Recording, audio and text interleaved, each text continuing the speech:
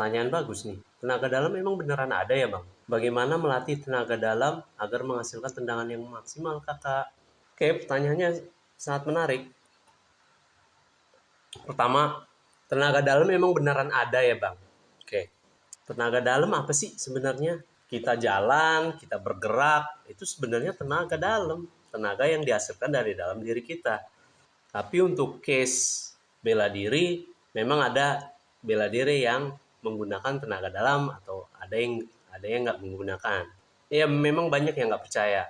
Oke, dua pertanyaan ini saling berkaitan. Pertama, emang beneran tenaga dalam itu ada. Kedua, untuk melatih tenaga dalam supaya menghasilkan tendangan atau pukulan yang maksimal itu seperti apa? Atau mungkin ada yang ketiga, kalau memang tenaga dalam beneran ada, gimana sih cara aktifin tenaga dalamnya?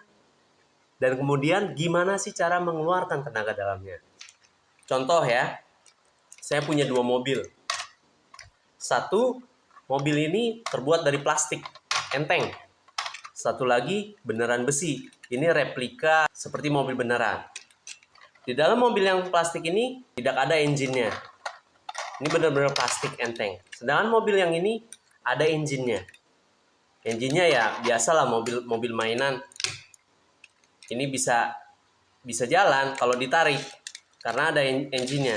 Apapun jenis engine-nya, ketika dinyalain dia akan meluncur.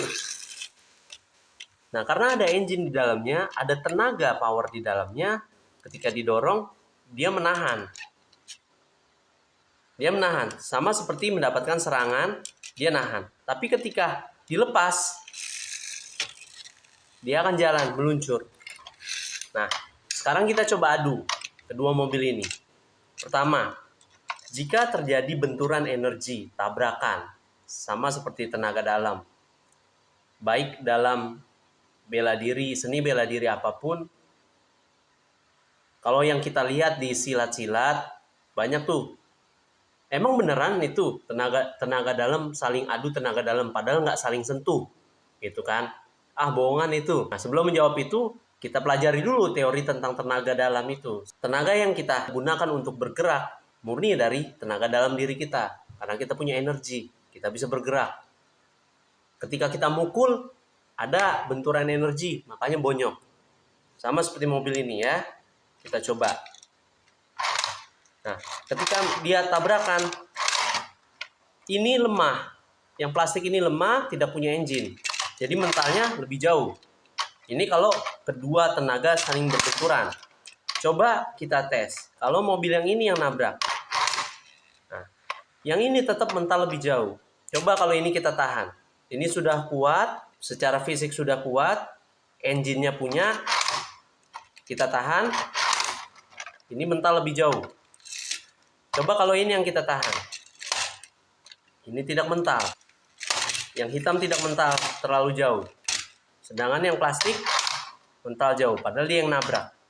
Atau ketika ini didorong ke belakang, ini ngerem, ada daya menahan mobilnya. Karena ada engine yang menahannya. Ketika dilepas, meluncur kencang. Itu adalah benturan energi. Nah, saya punya ini lagi nih. Ini magnet ya. Magnet ini ada tenaganya. Dan punya sifat secara ilmiah, secara sains. Yang mana kita semua tahu, kutub utara ketemu dengan kutub utara akan menghasilkan benturan energi yang tidak terlihat. Utara dengan selatan akan saling tarik-menarik. Itulah sifat energi. Saling tabrakan satu sama lain atau tarik-menarik. Ini saya tidak sentuh. Ini tidak ada engine-nya. Tetapi mobil ini ada magnetnya. Merah utara, biru selatan. Dia tertarik. Ada energi yang tidak terlihat di sini. Sekarang kita coba biru dengan biru. Ya, dia bergerak. Ya, dia bergerak walaupun tanpa sentuhan. Ini fenomena yang menjawab bagaimana tenaga dalam yang dipelajari di pencaksilat itu menghasilkan tabrakan energi walaupun tidak tersentuh. Walaupun tidak saling sentuh. Nah, kenapa tubuh kita punya tenaga dalam? Karena tubuh kita mampu menghasilkan listrik. Listrik itu memang tidak terlihat, tapi ketika dipegang kerasa setrumannya, terasa energinya. Coba lihat di sini.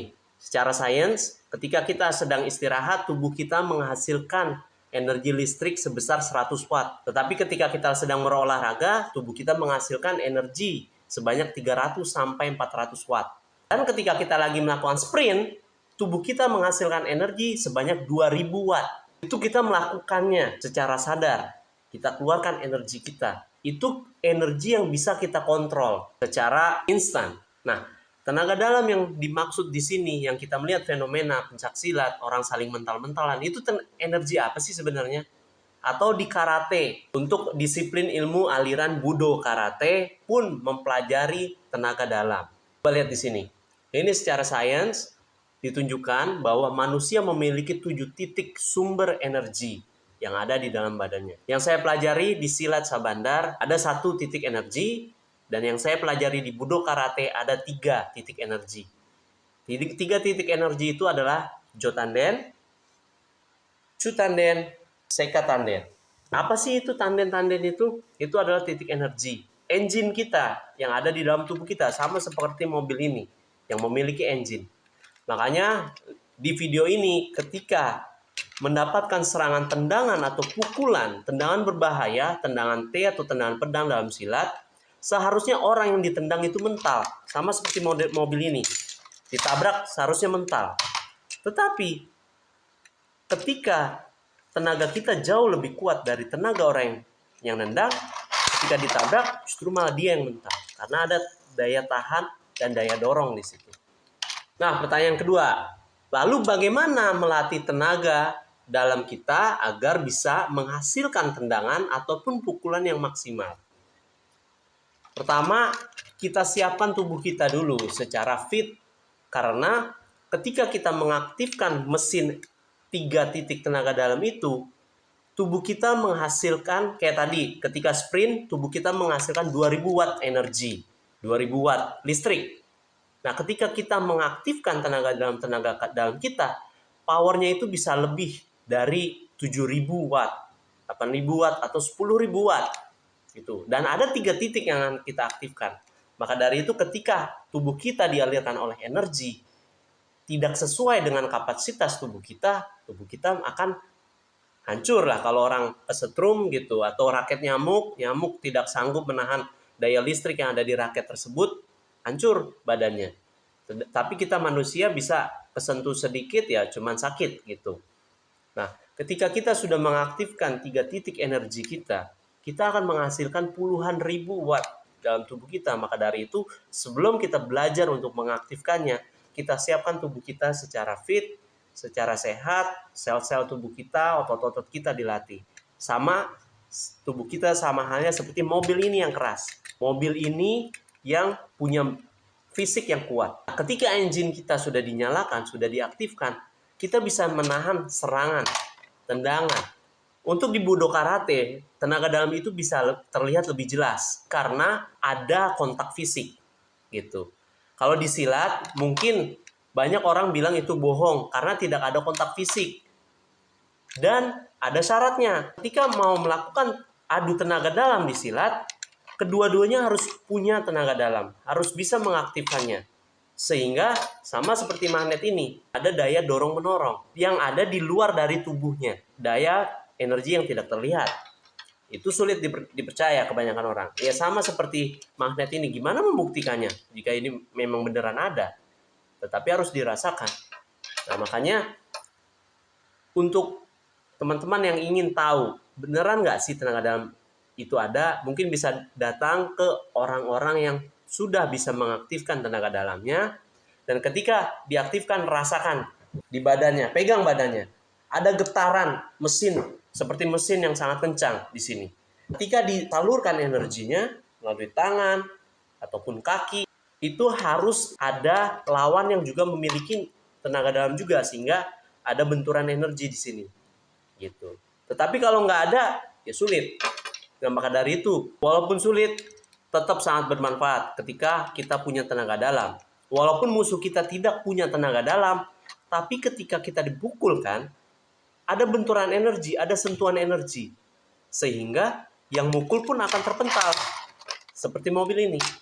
Atau ketika kita punya tenaga dalam, kita mukul nendang, dia tidak punya pertahanan, tidak punya kuda-kuda, tidak punya tenaga dalam, akan jauh lebih mental. Mentalnya akan jauh. Makanya di video ini, melakukan tendangan, lawan bisa mental sampai 5 meter. Ada kontak fisik di situ. Terima kasih pertanyaannya, semoga menginspirasi ataupun bermanfaat dan ya bisa dibuktikan. Mungkin bisa datang ke perguruan pencaksilat yang punya tenaga dalam, atau kalau ada di daerah teman-teman situ ada silat Sabandar, itu teman-teman dari Sabandar bisa membuktikannya. Tinggal pegang aja badannya ketika dia sedang menyalakan energi tenaga dalamnya. Atau untuk budo karate di Indonesia memang cukup jarang budo karate. Di Jepang banyak budo karate. Dan masih banyak lagi bela diri yang memanfaatkan energi-energi yang ada di dalam tubuh kita. Karena ini gift, hadiah dari Tuhan untuk kita gunakan. Terima kasih.